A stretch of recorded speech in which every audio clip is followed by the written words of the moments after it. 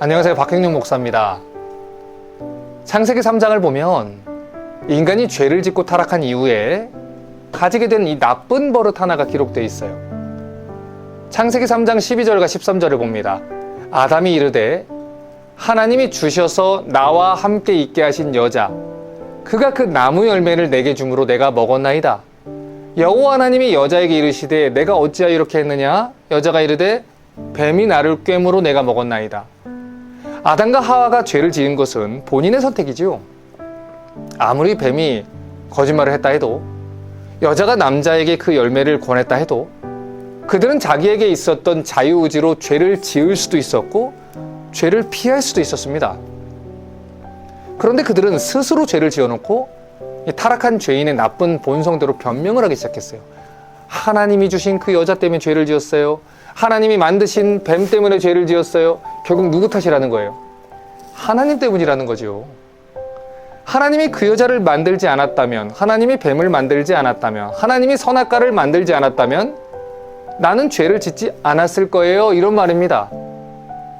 여러분, 죄를 짓고 남의 탓을 하는 것, 이게 바로 타락한 인간에게 생긴 악한 본성 중에 하나입니다. 그런데 이 문제는요, 이런 나쁜 버릇이 부부관계에서도 벌어진다는 거예요. 나는 아무 문제가 없는데 남편이 다 잘못한 것이라고 말하는 거지요. 나는 잘하고 있는데 남편 때문에 문제가 생긴 거라는 거예요. 물론 나에게도 문제가 있을 수는 있겠지요. 그런데 거의 대부분의 문제는 남편 때문이에요. 이렇게 얘기를 합니다. 여러분, 그런데 그렇게 해서는 이 부부관계의 변화를 기대하기가 어려워요. 우리 에베소서 5장 22절부터 25절 말씀을 예로 한번 들어볼까요? 아내들이여 자기 남편에게 복종하기를 주께 하듯 하라. 이는 남편이 아내의 머리됨이 그리스도께서 교회의 머리됨과 같음이니 그가 바로 몸의 구주시니라. 그러므로 교회가 그리스도에게 하듯 아내들도 범사에 자기 남편에게 복종할지니라. 남편들아, 아내 사랑하기를 그리스도께서 교회를 사랑하시고 교회를 위하여 자신을 주신같이 하라. 이 말씀을 제가 강론을 하고 나면요, 저녁에 많은 가정에서 막 논쟁이 벌어지곤 해요. 어떤 가정들은 설교를 들으면서도 서로 막 옆구리를 찔러요. 오늘 설교 말씀 못 들었어? 남편을 존경하고 순종하려잖아. 인간아, 존경스러워야 존경하지. 네가 먼저 예수님이 죽은 것처럼 죽어봐라. 내가 존경하라나. 여러분, 아니죠. 그거는 하나님이 뭐라고 말씀하시든 간에 내가 하고 싶은 대로 하겠다는 겁니다. 성경은 그런 태도를 가리켜서 불순종이라고 얘기를 해요. 하나님 말씀에는요, 조건이라는 것을 달 수가 없어요. 이것은 명령입니다. 우리 왕이신 하나님이 아내들에게 명령하신 거예요. 남편에게 순종하고 복종해라. 교회가 그 머리를 그리스도로 삼는 것처럼 남편에게 순종하라. 그런데 지기 싫은 거예요. 낮은 자리로 들어가기 싫은 거고요. 자기 마음에 들지 않는 거죠. 그래서 이 말씀이 비록 하나님이 말씀하신 것임에도 불구하고 존경할 만해야 라는 조건을 붙이는 겁니다. 여러분, 이게 바로 야곱 같은 태도예요. 하나님이 말씀하실 때 이 조건을 다는 거지요. 하지만 하나님의 이스라엘, 하나님 주권을 인정하고 순종하는 아내들은 어떻게 하죠? 비록 그 말씀대로 순종하는 게 어렵다 해도요, 하나님을 신뢰하고 하나님이 옳다는 것을 믿고 말씀대로 순종합니다. 여러분, 그러므로 다시 말씀드릴게요. 남편이 예쁘거나 존경할 만한 구석이 있어서 순종하는 게 아니에요. 이 명령을 주신 분이 하나님이기 때문에 하나님께 순종하기 위해서 이 말씀에 순종하는 것이죠. 여러분, 그러므로 이 말씀을 꼭 마음에 두셔야 됩니다. 여러분의 결혼 생활을 이끄는 것은 하나님 말씀이지, 여러분의 배우자의 상태나 현재 배우자와 여러분의 관계가 아닙니다. 우리는 하나님 말씀이기 때문에 순종합니다. 상황이 어떻든 환경이 어떻든 상대가 누구이든 하나님 말씀이기 때문에 순종을 하는 것이지 남편 때문에 순종하는 게 아니에요. 여호수아 6장에 기록된 여리고 전투를 생각해 보세요. 이성적으로 생각하면 그건 비상식적인 작전이죠. 여리고 성을 매일 돈다 해서 어떻게 성이 무너집니까? 괜히 적군에게 노출되어서 화살이나 안 맞으면 다행이지 항아리 들고 소리 지른다고 해서 무슨 전쟁에서 승리를 경험합니까? 하지만 하나님이 언제 승리를 경험하게 하시죠? 이스라엘이 하나님 명령에 순종할 때 승리를 경험하게 하세요. 하나님 나라 백성들의 승리는요, 치밀한 계산과 가능성을 타진하는 것에서 발생하는 게 아니에요. 다 이해하지 못한다 해도 하나님 말씀에 순종할 때 승리를 경험하게 되는 겁니다. 그러므로 여러분, 이 시간 부탁드립니다. 남편을 업신여기는 것을 멈추셔야 돼요. 남편을 무시하는 일을 멈추셔야 돼요. 여러분의 남편의 연봉이 어떻든 백수이든 고연봉자이든 그건 상관이 없어요. 남편을 경멸하는 시선, 그 눈빛, 남편을 무시하는 말투, 제스처들을 멈추시고 따뜻하게 남편을 존중하고 배려해주는 말투를 여러분 연습하시고 훈련하셔야 됩니다. 왜냐하면 바로 그곳에서 남편이 변화할 수 있는 토양이 만들어지기 때문이에요. 여러분, 물론 이렇게 얘기하면요, 많은 아내분들이 이렇게 얘기할 거예요. 목사님, 그러면 저는 어디 가서 존중을 받지요? 제가 안 해본 거 아니에요. 다 해봤어요. 그런데 저희 남편은 저를 계속 무시하고 인격적으로 대우하지 않아요. 존중해 보려고 해도 남편이 저를 소중하게 여기지 않아서 저만 계속 상처받아요.